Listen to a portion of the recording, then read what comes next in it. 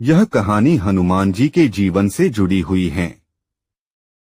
बाल्य अवस्था में हनुमान जी बड़े ही नटखट स्वभाव के बालक थे।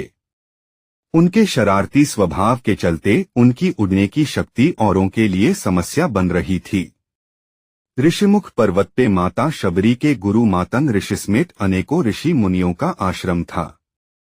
हनुमान जी के नादान हरकतों से वे सभी परेशान थे। बाल हनुमान कभी बड़े बड़े पेड़ों को जड़ों से उखाड़ फेंकते तो कभी पेड़ों की डालियां और पत्ते ऋषिमुनियों के आश्रम पे बरसाते।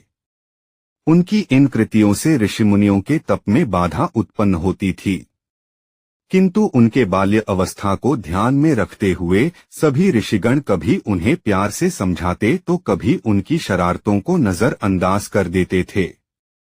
लेकिन एक दिन जब ऋषि मातंग ध्यान में व्यस्त थे, तब बाल हनुमान ने उनके आश्रम पे एक बड़ा सा पेड़ उखाड़ के फेंका।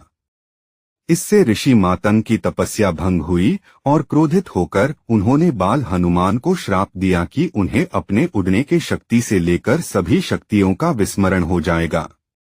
उसके बाद हनुमान जी सालों तक अपने प्रचंड सामर्थ्य और उड़ने की शक्ति से अनभिज्ञ रहे।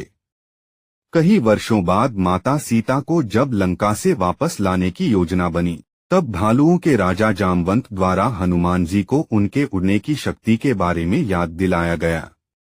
ऋषि मातंग के वचन के अनुसार हनुमान जी को फिर से अपने सभी शक्तियों का पूर्ण ज्ञान हुआ और उसका उपयोग करके वे लंका तक पहुंचे।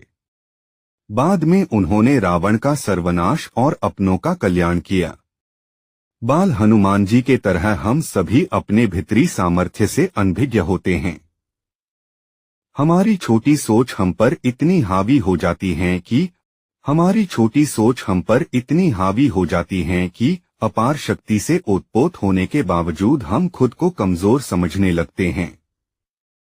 इसलिए हमारे सच्चे सामर्थ्य को जानने और उसका पूर्ण उपयोग करने हेतु हमें हमारी सोच का दायरा बढ़ाना और खुद पे विश्वास रखना बेहद जरूरी हो जाता है।